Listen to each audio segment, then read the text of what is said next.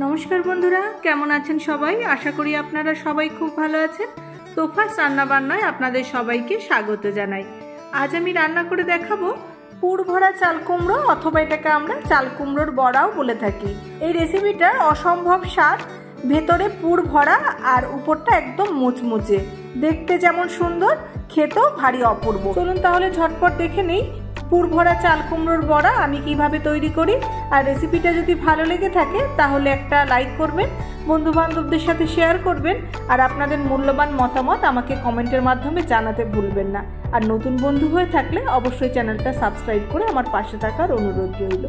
পুর ভরা চাল কুমড়ো তৈরি করার জন্য আমি নিয়ে নিয়েছি এখানে একটা মিডিয়াম সাইজের চাল কুমড়ো। আর চাল কুমড়োটা অবশ্যই একদম কচি নেওয়ার চেষ্টা করবেন, যাতে ভিতরে দানা না হয়ে যায়। প্রথমেই চাল কুমড়োর খোসাটাকে খুব ভালো করে ছাড়িয়ে নিয়েছি। এবার আমি চাল কুমড়োর মাথার দিকটা, শেষের দিকটা অল্প করে একটু কেটে বাদ দিয়ে মাঝখান দিয়ে কেটে নিলাম। এরপর আমি চাল কুমড়োটাকে গোল গোল চাক চাক করে কেটে নেব, খুব বেশি মোটা করব না। দেখুন আমি কাটছি, সেটা আপনারা দেখে নিশ্চয়ই বুঝতে পারবেন। দেখুন আপনাদের একদম কাছ থেকে দেখিয়ে দিচ্ছি, ঠিক এইরকম ভাবে গোল গোল করে কেটে নেবেন। আর প্রতিটা গোল চাকাকে আবার মাঝখান দিয়ে কেটে দুভাগ করে নেবেন। আর যদি চাল কুমড়োটা খুব ছোট হয় সেক্ষেত্রে আর আধখানা করে কাটার দরকার নেই, গোল গোলই রেখে দেবেন। প্রতিটা গোল চাকাকে আমি দু আধখানা করে কেটে নিলাম। এবার আমি চাল কুমড়োর ভিতরে যে পুরটা ভরবো তার জন্য পকেট তৈরি করে নিচ্ছি। দেখুন আধখানা যে চাল কুমড়োটা কেটেছিলাম সেটাকে আমি ছুরি দিয়ে মাঝখান দিয়ে আবারও চিড়ে নিচ্ছি। তবে একটু খেয়াল রেখে সাবধানে কাটবেন যাতে পুরোটা চিড়ে না যায়, পিছন দিকটা যাতে লেগে থাকে। ভালো করে দেখে নিন, আমি ঠিক এভাবে কেটেছি। আর পিছনটা দেখুন একদম জোড়া লেগে আছে। এই একই রকম ভাবে প্রতিটা চাল কুমড়োকে আমি কেটে পকেট তৈরি করে নেব। সব চাল কুমড়োগুলোকে একই রকম ভাবে কেটে নেওয়া হয়ে গেছে। এবার আমি এগুলোকে একটু সিদ্ধ করে নেব। এর জন্য আমি গ্যাসে একটা কড়াই বসিয়ে দিয়েছি, আর দিয়ে দিচ্ছি কিছুটা জল। এবার জলটা যাতে তাড়াতাড়ি গরম হয় সেজন্য একটা ঢাকা দিয়ে দিচ্ছি, আর জলটাকে একটু ভালো মতো গরম করে নিচ্ছি। দেখুন জলটা এখন বেশ ভালো মতো গরম হয়ে গেছে। এখন আমি চাল কুমড়োগুলোকে সব দিয়ে দিচ্ছি, আর দিয়ে দিলাম অল্প একটু নুন। একটু নেড়ে চেড়ে দিয়ে একটা ঢাকা দিয়ে আমি 3-4 মিনিট মতো একটু ভাপিয়ে নেব।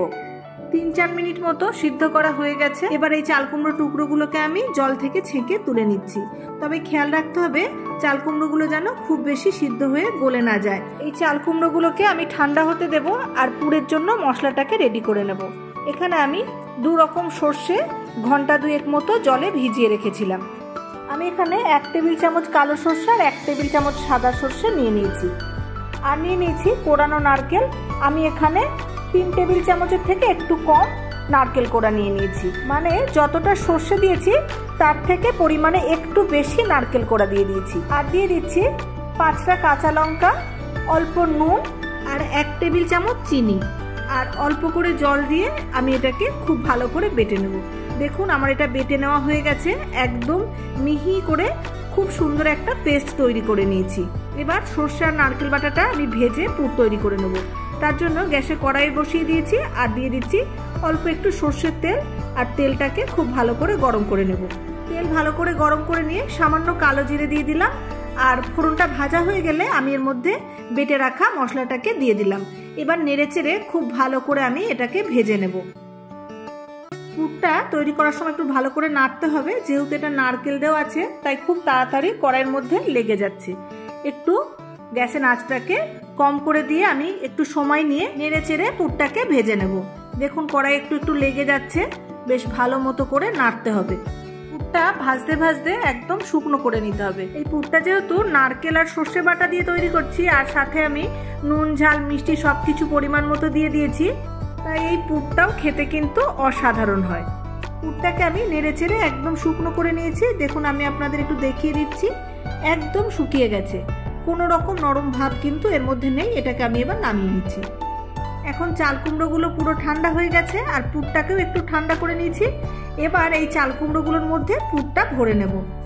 চাল কুমড়ো যে পকেটটা করে রেখেছিলাম তার ভিতর আমি পুরটাকে দিয়ে দিলাম, আর আঙুল দিয়ে বেশ ভালো করে পুরটাকে চেপে দিচ্ছি।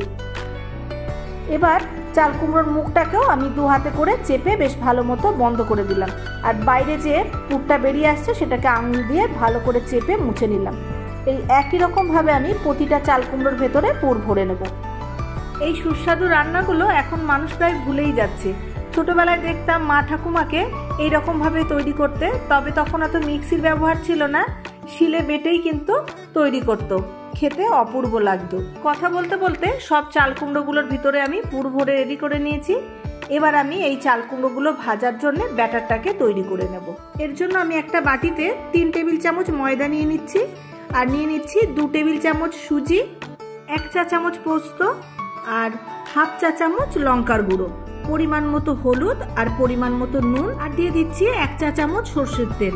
সবকিছু একটু চামচ দিয়ে ভালো করে মিশিয়ে নিয়ে অল্প অল্প করে জল দিয়ে আমি একটা মিডিয়াম ঘনত্বের ব্যাটার তৈরি করে নেব। আমি জলটা একবারে দিয়ে দেব না, এতে পাতলা হয়ে যাওয়ার সম্ভাবনা থাকে, তাই অল্প অল্প করে জল দেব আর ভালো করে মিশিয়ে নেব। খুব ভালো করে মেশাতে হবে যাতে দলা পাকিয়ে না থাকে, আর এটা আপনারা চাইলে হাত দিয়েও ভালো করে গুলে নিতে পারেন। দেখুন খুব ভালোভাবে আমার ব্যাটারটা তৈরি হয়ে গেছে, আর ঘনত্বটা আপনারা একবার দেখে নিন। এই রকম ঘনত্বে তৈরি করে নেবেন। এবার গ্যাসে একটা কড়াই বসিয়ে দিয়ে দিচ্ছি খানিকটা রিফাইন তেল, আর তেলটাকে খুব ভালো করে গরম করে নেব। তেল খুব ভালো করে গরম হয়ে গেছে। এবার চাল কুমড়োর বড়াগুলোকে ভাজবো। তার জন্য আমি চাল কুমড়োটাকে ব্যাটারের মধ্যে বেশ ভালো করে চুবিয়ে নিলাম, আর আস্তে করে তেলের মধ্যে ছেড়ে দেব। তেলটাকে আমি খুব ভালো করে গরম করে নিয়েছিলাম, কিন্তু বড়াগুলো দেওয়ার পর আমি গ্যাসের ফ্লেমটাকে লো টু মিডিয়ামে করে রেখেছি। হাই ফ্লেমে বড়াগুলো ভাজলে উপরটা খুব তাড়াতাড়ি পুড়ে কালো হয়ে যাবে, আর ভিতরটা কাঁচা থেকে যাবে। আর যদি বড়াগুলো লো টু মিডিয়াম ফ্লেমে ভাজা যায় তো আস্তে আস্তে বড়াগুলোর মধ্যে কালার আসবে, আর একদম ভিতর পর্যন্ত খুব ভালোভাবে ভাজা হবে, ভিতরে একটু কাঁচা থাকবে না। এক পিঠ বড়াগুলোর ভাজা হয়ে গেলে বড়াগুলোকে উল্টে দিয়েছিলাম, আরও 2-1 বার আমি উল্টে পাল্টে বেশ সুন্দরভাবে বড়াগুলোকে ভেজে নিয়েছি। বড়াগুলো বেশ যখন লালচে লালচে রং ধরতে শুরু করেছে তখন আমি বড়াগুলোকে তুলে নিলাম। প্রথমে আমি 4টে বড়া ভেজে নিয়েছি, এখনও বেশ অনেকগুলো বড়াই রয়ে গেছে, সেগুলোকেও আমি একই রকমভাবেই ভেজে নেব। বড়াগুলো খুবই মুচমুচে হয়েছে, আর দেখতেও কিন্তু খুবই ভালো লাগছে। আপনারা বাড়িতে একবার অবশ্যই এভাবে ভেজে খেয়ে দেখবেন, অসম্ভব ভালো স্বাদ, দারুণ লাগবে খেতে। সব বড়াগুলো আমার ভেজে নেওয়া হয়ে গেছে, এখন শুধু গরম ভাতের সাথে খাওয়ার অপেক্ষা। আজকে এই পর্যন্তই, দেখা হবে আবার নতুন রেসিপি নিয়ে। ততক্ষণ সবাই খুব ভালো থাকবেন, সুস্থ থাকবেন। ধন্যবাদ।